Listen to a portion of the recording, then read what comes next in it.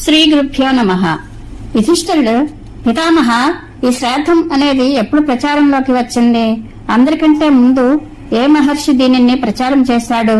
భృగువు, అంగిరసుల కాలంలోనే ఇది ప్రారంభమై ఉంటే ఏ ముని దీనిని వెల్లడించాడు?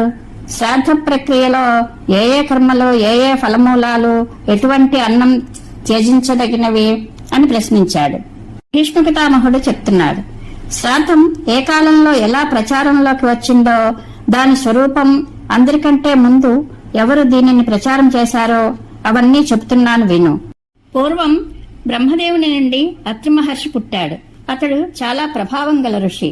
అతని వంశంలో దత్తాత్రేయుడు ప్రాదుర్భవించాడు. దత్తాత్రేయుని కొడుకు నిమి గొప్ప తపస్వి. నిమికి శ్రీమంతుడనే ఒక కొడుకు ఉన్నాడు. అతడు చాలా సుందరుడు. అతడు 1000 సంవత్సరాల పాటు గొప్ప కఠోరమైన తపస్సు చేసి చివరికి కాలాధీనుడే ప్రాణాలు త్యజించాడు. నిమి మహర్షికి పుత్రశోకంతో చాలా దుఃఖం కలిగింది. అయినా కూడా శాస్త్రవిధిని అనుసరించి అశౌచ నివారణకు అన్ని కర్మలు చేశాడు. ఆపై చతుర్దశి నాడు శ్రాద్ధంలో ఇవ్వదగిన వస్తువులన్నింటినీ సమకూర్చుకుని రాత్రి గడిచాక అమావాస్య నాడు శ్రాద్ధం పెట్టడానికి అతడు తెల్లవారుజామునే లేచాడు. ఉదయం లేవగానే అతని మనసు పుత్రశోకంతో బాధపడింది. కాని అతని బుద్ధి చాలా విశాలమైనది. దాని ద్వారా తన మనసులోని శోకాన్ని తొలగించుకుని ఏకాగ్రచిత్తుడై శ్రాద్ధ విధిని గురించి ఆలోచించాడు. శ్రాద్ధం కోసం శాస్త్రాలలో చెప్పిన ఫలమూలాలు, అన్నాది భోజ్య పదార్థాలతో తన కొడుకు ఇష్టమైన పదార్థాలన్నింటినీ ఆలోచించి వాటిని కూర్చుకున్నాడు. తదనంతరం బుద్ధిమంతుడైన ఆ ముని అమావాస్య రోజున 7 బ్రాహ్మణులను పిలిచి వారిని పూజించాడు. వారికి ప్రదక్షిణ చేసి వారిని దర్భాసనాలపై ఆసీనులను చేశాడు. తరువాత ఆ 7 ఒకేసారి భోజనానికి ఉప్పులేని చామదుంపలను వడ్డించాడు. అనంతరం భోజనం చేసే బ్రాహ్మణుల పాదాల దిగువ ఆసనాలపై దక్షిణాగ్ర కుశలను పరిచి తన ఎదుట కూడా దక్షిణాగ్ర కుశలను ఉంచి పవిత్రుడు, సావధానుడు అయి తన పుత్రుడు శ్రీమంతుని నామగోత్రాలను ఉచ్చరిస్తూ దర్భలపై పిండదానం చేశాడు. ఈ రీతిగా శ్రాద్ధకర్మ చేసిన పిమ్మట మునిశ్రేష్ఠుడైన నిమికి పశ్చాత్తాపం కలగసాగింది. వేదంలో పితృపితామహాదులకు ఉద్దేశించిన శ్రాద్ధ విధులను నేను యథేచ్ఛగా పుత్రుని కోసం చేశాను అనేది ఆలోచించి అతడు తనకు ధర్మ సంకరం అనే పాపం కలిగిందని భావించాడు. అందుకని మనసులోనే బాధపడుతూ అతడు, అయ్యో, మునులు పూర్వం ఎన్నడూ చేయని కార్యాన్ని నేనే ఎందుకు చేశాను? నా ఈ యథేచ్ఛ ప్రవర్తనను చూచి బ్రాహ్మణులు తమ శాపంతో నన్ను అవశ్యం భస్మం చేసి వేస్తారు అనుకోసాగాడు. ఈ విషయం మనసులోకి రాగానే అతడు తన వంశ ప్రవర్తకుడైన అత్రి మహర్షిని స్మరించాడు. నిమి ధ్యానించగానే తపోధనుడైన అత్రి అక్కడికి విచ్చేశాడు. వచ్చాక నిమి పుత్రశోకాన్ని చూసి అతడు మధురవాక్కుతో అతనిని సాంత్వనపరుస్తూ, నాయనా, నీవు చేసిన పితృయజ్ఞం శ్రాద్ధం వలన భయపడకు. అందరికంటే ముందు స్వయంగా బ్రహ్మదేవునికే ఈ ధర్మం గురించిన జ్ఞానం కలిగింది. అతడే దీనికి ప్రవర్తకుడు కూడా. అతడు చేసిన విహిత ధర్మాన్నే నీవు అనుష్ఠించావు.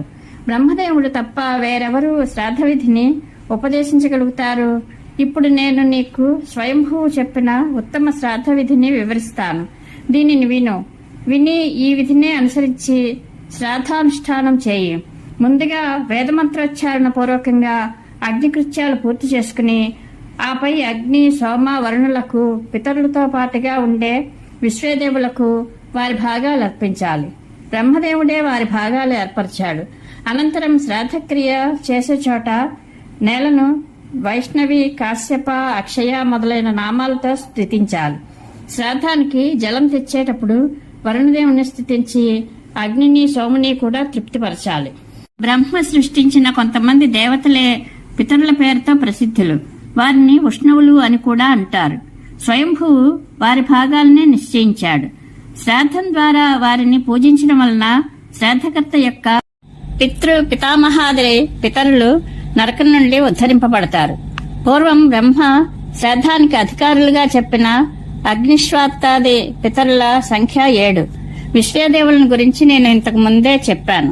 వీరందరికీ అగ్ని ముఖం. వీరందరూ యజ్ఞంలో భాగాలు పొందడానికి అధికారులు. వారి పేర్లు బల, ధృతి, విపాప్మ, పుణ్యకృత్, పావన, వార్షిక్షేమ సమూహ దివ్యసాను వివస్వాన్ వీర్యవాన్ హ్రీమాన్ కీర్తిమాన్ కృత చితాత్మ మునివీర్య దీప్తరోమ భయంకర అనుకర్మ ప్రతీత ప్రదాత అంశమాన్ శైలాభ పరమక్రోధి ధీరోష్ణే భూపతి స్రజి వజ్రి వరి విద్యుద్వర్చ సోమవర్చ సూర్యశ్రీ సోమప సూర్య సావిత్ర దత్తాత్మ పుండరీయక ఉష్ణీనాభ నభోద విశ్వాయు దీప్తి చమోహర సురేశ వ్యోమారి శంకర భవ ఈశ కర్త కృతి దక్ష భువన దివ్యకర్మకృత్ గణిత పంచవీర్య ఆదిత్య రశ్మివాన్ సప్తకృత్ విశ్వకృత్ కవి అనుగోప్త సుగోప్త నప్త ఈశ్వర. ఇవి సనాతులైన విశ్వేదేవుల పేర్లు. ఇక శ్రాద్ధంలో నిషిద్ధ వస్తువులను గురించి చెప్తాను.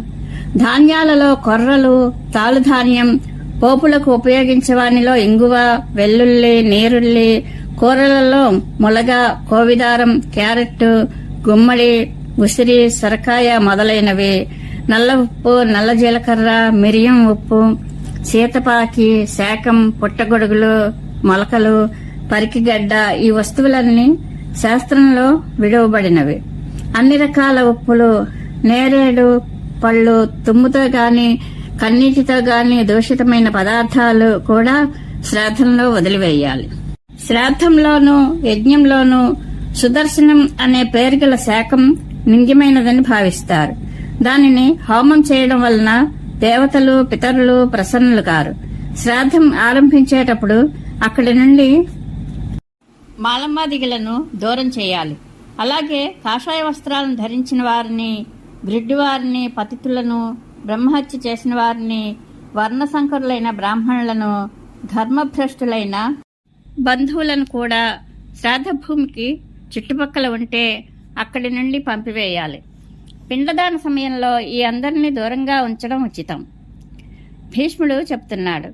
ఈ రీతిగా తన వంశంలోని నిమి మహర్షికి శ్రాద్ధ విధిని ఉపదేశించి మహాతపస్వి అయిన అత్రిముని బ్రహ్మదేవుని యొక్క దివ్యసభకు వెళ్లిపోయాడు.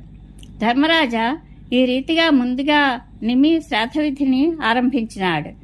దాని తర్వాత మహర్షులందరూ అతనిని చూసి శాస్త్రవిధిని అనుసరించి పితృయజ్ఞాన్ని అనుష్ఠించసాగారు. నియమంగా దీక్ష పాటించే ధర్మపరాయణులైన ఋషులు పిండదానం చేసిన తర్వాత తీర్థజలాలతో పితరులకు తర్పణం కూడా చేస్తూ ఉండేవారు. క్రమక్రమంగా 4 వర్ణాల వారు శ్రాద్ధంలో దేవతలకు పితరులకు అన్నం పెట్టడం ప్రారంభించారు. శ్రాద్ధంలో నిరంతరం భుజిస్తూ దేవతలు పితరులు పూర్తిగా తృప్తులయ్యారు. ఇప్పుడు వారు అన్నం జీర్ణం చేసుకునే ప్రయత్నంలో ఉన్నారు. అజీర్ణంతో వారికి విశేష బాధ కలుగసాగింది. అప్పుడు వారు సోముని వద్దకు వెళ్లి, దేవా, మేము నిరంతరం శ్రాద్ధాన్నం తినడం వలన అజీర్ణంతో బాధపడుతున్నాం. ఇప్పుడు మీరు మాకు మేలు చేయండి అని అడిగారు. అప్పుడు సోముడు వారితో, దేవతలారా, మీరు మీ మేలు కోరుకుంటే బ్రహ్మదేవుని సభకు వెళ్ళండి. ఆయనే మీ బాధను తీర్చగలడు అని చెప్పాడు. సోముని మాటలు విని దేవతలు పితరులు మేరుశిఖరం మీద విరాజమానుడై ఉన్న బ్రహ్మదేవుని వద్దకు వెళ్లి, దేవా, శ్రాద్ధాన్నం తిని తిని మాకు అజీర్ణం చేసింది. అందువల్ల మాకు చాలా బాధగా ఉంది. దయచేసి మీరు మాకు మేలు చేయండి అని ప్రార్థించారు. దేవతల ప్రార్థన విని బ్రహ్మదేవుడు, దేవగణములారా, నా దగ్గర కూర్చున్న ఈ అగ్నిదేవుడే మీకు మేలు చేకూర్చే మాట చెప్పగలడు అని చెప్పాడు. అగ్ని, దేవతలారా, పితరులారా, ఇక నుండి శ్రాద్ధంలో మనం కలిసే భుజిద్దాం. నాతో ఉండడం వలన మీకు అజీర్ణ బాధ తొలగిపోతుంది అన్నాడు. అది విని వారి చింత తీరింది. అందుకే శ్రాద్ధంలో ముందుగా అగ్నికి భాగం ఇవ్వబడుతుంది. అగ్నిలో హోమం చేశాక పితరుల కొరకు పిండదానం చేయబడుతోంది. దానిని బ్రహ్మరాక్షసులు దూషితం చేయలేరు. శ్రాద్ధంలో అగ్నిదేవుడు ఉండడం చూసి రాక్షసులు అక్కడి నుండి పారిపోతారు. అందరికంటే ముందు తండ్రికి, అతని తరువాత తాతకు, ఆ తరువాత ముత్తాతకు పిండ ప్రదానం చేయాలి. శ్రాద్ధ విధి ఇదే. ప్రతి పిండం పెట్టేటప్పుడు ఏకాగ్రచిత్తుడై గాయత్రి మంత్ర జపం, సోమాయ పితృమతే స్వాహ అనే దానిని ఉచ్చరించాలి. రజస్వలను చెవులు తెగిన దానిని శ్రాద్ధభూమిలో ఉండనీయరాదు. వేరే వంశపు స్త్రీని శ్రాద్ధ భోజనం సిద్ధం చేయడానికి నియోగించకూడదు. తర్పణం విడిచేటప్పుడు పితృపితామహాదుల పేర్లు ఉచ్చరించాలి. ఏదైనా నదీ తీరానికి చేరినప్పుడు పితరులకు పిండదానం, తర్పణం అవశ్యం చేయాలి. ముందుగా తన వంశంలోని పితరులకు జలంతో తృప్తి కలిగించి అనంతరం మిత్రులకు, బంధువులకు జలాంజలి ఇవ్వాలి. చిత్రవర్ణాలు గల ఎద్దులను కట్టిన బండిలో కూర్చుని నదిని దాటే సమయంలో ఎద్దుల తోకతో పితరులకు తర్పణం చేయాలి. ఎందుకంటే పితరులు అలాంటి తర్పణాన్నే కోరుకుంటారు. అలాగే నావతో నదిని దాటేవారు కూడా పితరులకు తర్పణం చేయాలి. తర్పణం యొక్క మహిమ తెలిసిన వారు నావలో కూర్చుని ఏకాగ్ర మనస్కులై తప్పకుండా పితరులకు జలదానం చేస్తారు. నెలలో సగం గడిచిన తర్వాత కృష్ణపక్షంలో ఆ దినం అంటే అమావాస్య నాడు అవశ్యం శ్రాద్ధం పెట్టాలి. పితరుల పట్ల భక్తి వలన మనిషికి పుష్టి, ఆయువు, వీర్యం, లక్ష్మి ప్రాప్తిస్తాయి. బ్రహ్మదేవుడు, పులస్త్యుడు, వశిష్ఠుడు, పులహుడు, అంగిరసుడు, క్రతువు, కశ్యప మహర్షి ఈ 7 ఋషులను మహాయోగీశ్వరులుగా పితరులుగా పరిగణిస్తారు. ఈ రీతిగా ఈ శాస్త్రం యొక్క ఉత్తమ విధి చెప్పబడింది.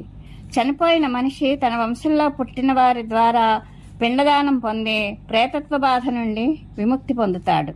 యుధిష్ఠిర మహారాజా, ఇదిగో నేను శాస్త్రాన్ని అనుసరించి నీకు శ్రాద్ధము యొక్క ఉత్పత్తిని గూర్చి చెప్పాను అని భీష్మ పితామహుడు ధర్మరాజుకు చెప్పాడు. ఈ కథ మహాభారతంలో అనుశాసన పర్వంలోనిది. పరమేశ్వరానుగ్రహ ప్రాప్తిరస్తు. శుభం భూయాత్.